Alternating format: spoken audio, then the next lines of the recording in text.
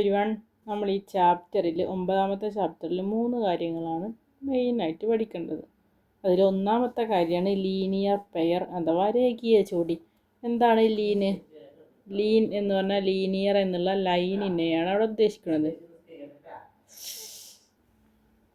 ഒരു straight line നമ്മൾ എടുക്കുകയാണെങ്കിൽ, ഇപ്പോൾ ഇവിടെ ഞാനൊരു ലൈൻ വരച്ചിട്ടുണ്ട്. ഇതിൽ വളവോ തിരിവൊന്നും ഇല്ലാത്തൊരു ലൈന് വരയ്ക്കുമ്പോൾ അതിലത്തെ ആംഗിളിൻ്റെ ടോട്ടൽ, അതായത് കോണിൻ്റെ അളവിൻ്റെ ആകെ എന്ന് പറഞ്ഞത് 180 ഡിഗ്രിയാണ് ഉണ്ടാവുക. അപ്പോൾ ഇതിൽ ഈ ഒരു ഭാഗം 9 ആണെങ്കിൽ ഈ ഒരു ഭാഗം എത്ര വരിക? ആകെ 180 അല്ലേ ഉണ്ടാവുള്ളൂ. അപ്പോൾ 180 മൈനസ് 50, അതായത് 130 ഡിഗ്രി ആയിരിക്കും. 130ഉം 50ഉം കൂടി കൂട്ടിയാൽ 180 അല്ലേ?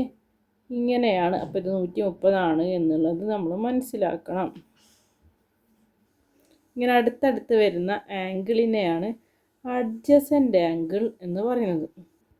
ഈ ഒരു രണ്ടാമത്തെ പിക്ചറിൽ നോക്കുകയാണെന്നുണ്ടെങ്കിൽ ഇവിടെ 3 ആംഗിൾ ഉണ്ടാവുന്നുണ്ട്. 2 ലൈന് വരയ്ക്കുമ്പോൾ, 2 രേഖ വരയ്ക്കുന്ന സമയത്ത് 3 ആംഗിൾ, 3 കോൺ ഉണ്ടാവുന്നുണ്ട്. 3ഉം കൂടി കൂട്ടിയാലാണ് 180 ഡിഗ്രി വരേണ്ടത്.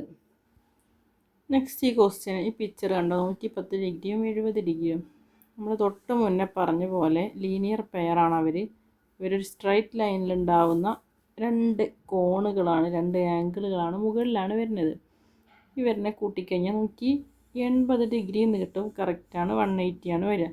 എന്നാൽ ഓപ്പോസിറ്റ് ആംഗിൾ എന്ന് പറഞ്ഞിട്ട് വേറെ പുതിയ ഒരാളും കൂടിയുണ്ട്, നമുക്ക് ഡിസ്കസ് ചെയ്യാം.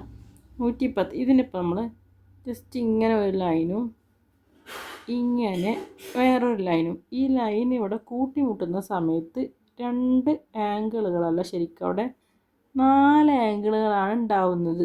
ജസ്റ്റ് പേര് കൊടുത്ത് കാണിച്ചു തരാം.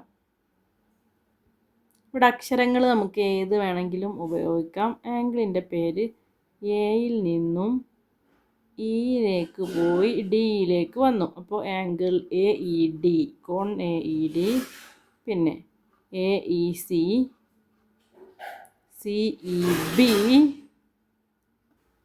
Angle B E D.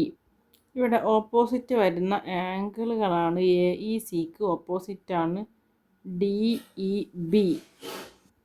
അപ്പോൾ ഓപ്പോസിറ്റ് ആംഗിൾസ് ആർ ഈക്വൽ ആയതുകൊണ്ട് എ ഇ സിയും എയിൽ നിന്ന് ഇയിൽ പോയി അവിടുന്ന് സിയിലേക്കാണ് പോകേണ്ടത്. A E C equal to D E B എന്നാണ് അവിടെ നമ്മൾ പഠിച്ചത്. ഇതേപോലെ വേറൊരു പെയറും കൂടി കിട്ടും, A E D. A E ഡിക്ക് തുല്യമായിട്ട് സി ഇ ബി വരും. അപ്പോൾ അവിടെ എ ഇ സി 110 ഡിഗ്രി ആയതുകൊണ്ട് ഡി ഇ ബി എന്തായി? ഇതേ 110 വരും. മറ്റേത് രണ്ടും 70 ഡിഗ്രി വരും. ഓപ്പോസിറ്റ് ആംഗിൾസ് ആർ ഈക്വൽ എന്നാണ് നമ്മളിപ്പോൾ പഠിച്ച രണ്ടാമത്തെ കാര്യം.